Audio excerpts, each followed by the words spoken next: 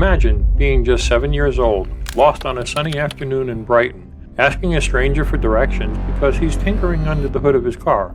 Just like your dad, the mechanic, complete with that familiar mustache. You feel safe until he snatches you, bundles you into the trunk, and drives you to a remote spot to strangle you and leave you for dead in the shadows. But that's not the end. It's the spark that would ignite justice after decades of darkness. This is the story of Rachael Watts, the girl who didn't just survive a monster, she unmasked him.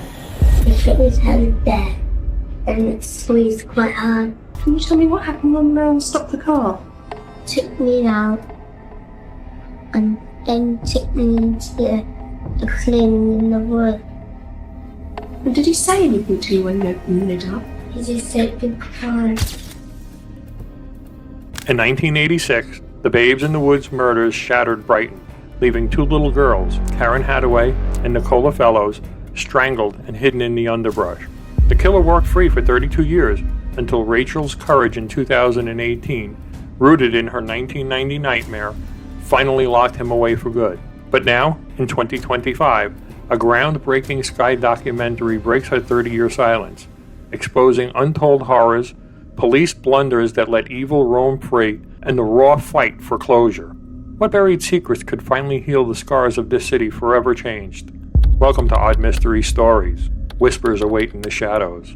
Follow me. Let's rewind to that fateful autumn day in 1986, a time when Brighton's mold-come neighborhood with its modest council homes and tight-knit streets felt like the safest place on earth for kids to roam free. It was Friday, October 9th, just after school let out. 9-year-old best friends Nicola Fellows and Karen Hadaway, inseparable since nursery, skipped hand in hand toward Wild Park. Curly-haired Nicola, the bold one with a cheeky grin, and sweet-faced Karen always up for an adventure. They'd promised their mums they'd be back by tea time, maybe to pick up blackberries or chase butterflies in the sprawling green expanse that backed right onto their homes. No big plans, just simple joy of being 9. But as the sun dipped low, worry crept in, like a fog off the channel. Nicola's mom noticed first. Her daughter, who never missed a meal, hadn't returned. Karen's family raised the alarm too. By evening, the quiet streets buzzed with dread, doors flung open, neighbors shouting their names into the twilight. Sussex police launched a frantic hunt, dog teams sniffing through the brambles, helicopters thumping overhead, volunteers scouring every inch of those woods. The girls had vanished without a trace, as if the earth had swallowed them whole. 2 agonizing days dragged on, 48 hours that etched terror into Brighton's heart. Then, on Sunday, October 11th, a local dad out walking his dog caught a glimpse through the underbrush, a flash of color amid the leaves, small and still. He pushed closer and recoiled in horror. The bodies of Nicola and Karen huddled together under a hasty pile of branches, their faces peaceful but pale, throats bruised by ligatures, tiny frames bearing the marks of unimaginable violation. Strangled and sexually assaulted, dumped like broken dolls in the very park they'd loved. The nation gasped. The press christened it the Babes in the Woods murders, a cruel nod to that ancient folk tale of lost children betrayed in the forest. But this was no fable's redemption. It was raw, shattering evil invading innocence. Sussex police moved fast, their spotlight falling on 20-year-old Russell Bishop, a cocky local roofer living in a caravan on the edge of the estate, known for his flash car and fleeting charm. Witnesses had seen him lurking in Wild Park that afternoon, chatting up kids with sweets and smiles. Fibers from his clothing snagged on the girls' jumpers. A sweatshirt used to gag Karen bore traces linking back to him. It seemed airtight. Bishop arrested, charged with double murder, the town holding its breath for justice. Enter the Old Bailey, 1987. The trial gripped the headlines, a spectacle of hope clashing with a heartbreak. But then, catastrophe. The prosecution's star evidence, that damning sweatshirt, had been stored in a plastic bag contaminated by detectives' fingerprints, a sloppy chain of custody blunder that screamed police tampering to the jury. Bishop's defense painted a conspiracy, and the all-white, all-male panel bought it hook, line, and smirking alibi. Acquitted, he sauntered out, flashing a victory V for the cameras, while Nicola and Karen's families crumbled. Grief twisted into rage at a system that let a monster slip free. For 32 long years, the babes haunted Brighton like a curse unspoken. Memorials wilted in Wild Park. Whispers of what if poisoned the air. Bishop? He didn't slink away. He prowled bolder, striking again in 1990, assaulting a 7-year-old girl who somehow survived to name him. Locked up for that crime, but the ghosts of 1986? They danced just beyond his bars, unsolved and screaming for reckoning until science evolved. DNA technology sharpening its claws, and one survivor's steel spine cracked the case wide open in 2018, convicting Bishop for the last of the lives he stole. This is the shadow that loomed over Rachael Watt's own brush with the devil, a tale of terror intertwined, where one child's nightmare became the key to burying evil forever. But how did those woods claim their innocence? What clues did the cops miss in the panic? And in the end, was justice ever truly served? The whispers from Wild Park call. Stay tuned. The darkness deepens. Fast forward to a chilly February in 1990, 4 years after the Babes in the Woods horror still scarred Brighton's soul. 7-year-old Rachael Watts, full of that innocent spark, straps on her roller skates and ventures out near her White Hawk home, a shiny pound coin from Dad jingling in her pocket for sweets. But she veers off path, lost in the moment, and spots a man hunched over his car engine, grease-streaked hands, a bushy mustache, just like her mechanic's father's. "Excuse me, mister," she says, trusting that familiar sight. "Can you tell me how to get to my grand's?" He doesn't answer with words. In a blur, Russell Bishop scoops her up, skates and all, and hurls her into the boot of his car like yesterday's rubbish. The lid slams shut, plunging her into darkness. As the engine roars to life, Rachel's tiny fists pound the metal, spotting a hammer and a can of WD-40 glinting in the darkness. "Please, I have a pound, take it," she begs through sobs. His voice booms back, cold as gravel. "Shut up or I'll kill you." Heart hammering, she kicks off her skates, dreaming of escape. Miles away at Devil's Dyke, a wild, wind-swept stretch of Sussex Downs, Bishop drags her from the boot. What follows is a nightmare etched in brutality. Sexual assault, hands crushing her throat until the world fades to black. Convinced she's gone, he strips her bare and dumps her limp body into the underbrush like an old mattress tossed aside. But Rachael isn't done fighting. Hours later, she stirs, choking on the cold air, battered and alone, every instinct screaming to run before he returns. Naked and trembling, she stumbles through the thorns and shadows towards distant headlights. A kind couple out for a drive spots her, a ghost of a girl, bloodied and bewildered. "Are you going to kidnap me?" she whispers, collapsing into their arms. They wrap her in coats, rush her to safety, and the pieces fall into place. From her hospital bed, Rachael pieces it together for the police. The car, the tools, that mustache. Days later, through a one-way mirror, she locks eyes on her monster in a lineup, pointing him out without the flicker of a doubt. "That's him," she says, gripping her mom's hand. The cops cheer, outfoxed by a 7-year-old Steele. December 1990, Lewes Crown Court. Bishop's on trial for kidnapping, indecent assault, attempted murder, and Rachel's testimony, shielded by a screen, seals his fate. Guilty, life sentence, minimum 14 years. Justice at last? For her, yes. But the ghosts of 1986 lingered. Bishop's acquittal, a festering wound. He rots in prison, but the unsolved screams echo, until 2018 when science and courage collide. New DNA cracks the case wide open. Fibers, semen, alibis shredded. And Rachael? Now 35, she steps up again, her voice the thunder that buries him for the babes forever. But why did it take so long? What police fumbles let this predator prowl? And in 2025, as Rachael shatters her silence and skies the girl who caught a killer, what fresh shadows emerge? The hunt for the truth never truly ends. Stay with me. The whispers grow louder. The DNA on her clothes sealed it. He was sentenced to life with a minimum of 14 years. The papers hailed her as the bravest little girl in Britain. Yet victory couldn't erase the scars. Nightmares plagued her nights, therapy became a lifeline, and a lifetime of vigilance shadowed her steps. "Some days are awful," she'd say later. "I go to very dark places in my head. How does one carry such a weight? and still find the courage to speak. At the time, no one connected her attack to the Babes in the Wood case.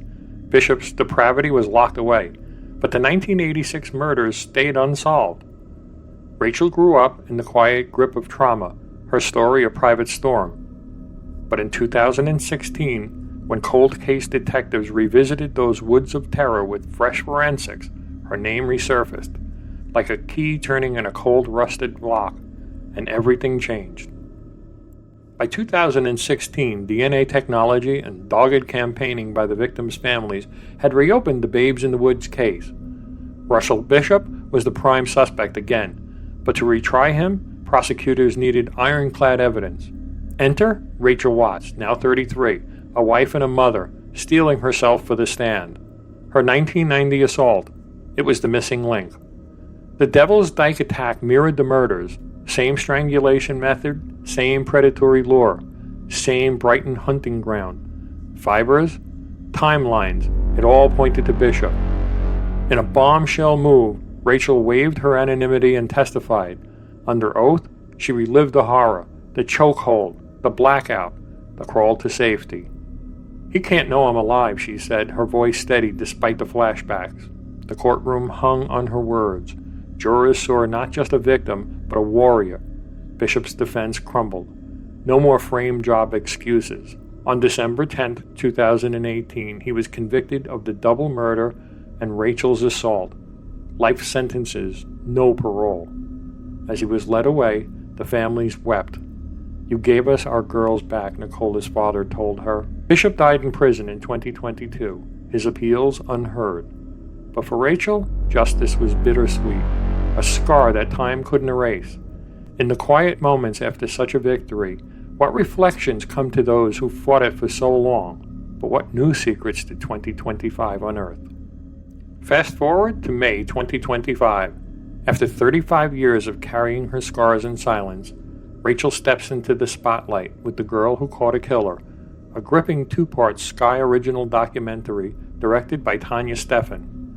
Premiering on May 25th on Sky Documentaries and streaming services now, it captured her first on-camera interview, unearthing layers of trauma she'd kept locked away for decades. In raw, unflinching footage, Rachael relives the abduction with raw intensity, the confusion of getting lost on an errand, approaching a stranger who looked just like her dad for directions, the sudden horror of being scooped up and tossed into the trunk like luggage, her desperate bangs on the lid with a hammer, and the brutal strangling that she somehow survived through sheer unyielding will. Archival police footage from 1990 brings it all back, unseen glimpses into the immediate aftermath, her small frame still echoing the terror.